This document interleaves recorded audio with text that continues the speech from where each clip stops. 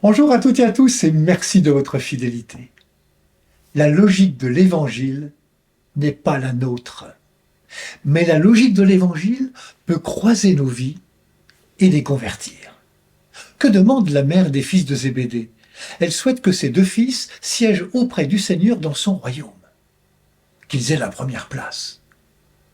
Mais a-t-elle compris que le trône de Jésus, c'est d'abord la croix? Une croix qu'il faut d'abord porter avant de faire l'expérience de la résurrection.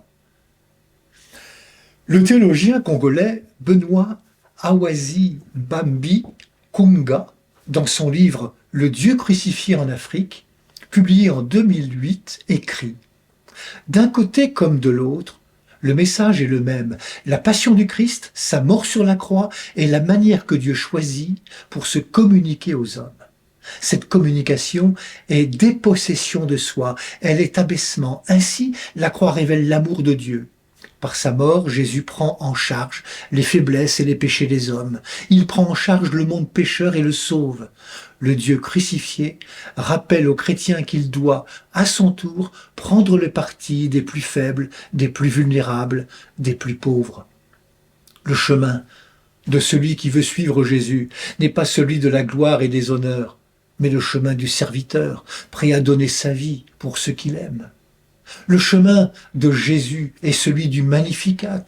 Il disperse les superbes, renverse les puissants de leur trône, il renvoie les riches les mains vides.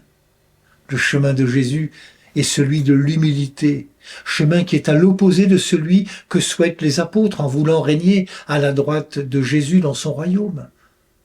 Jésus regarde le monde à partir des petits et des humbles, des pauvres et des pécheurs. Voilà à quelle conversion il appelle celles et ceux qui veulent le suivre dans son royaume. Ce chemin est celui que Marie, sa mère, a choisi. Avec elle, entrons dans la logique de l'Évangile. Bonne marche vers Pâques à toutes et tous, prenez bien soin de vous et des autres.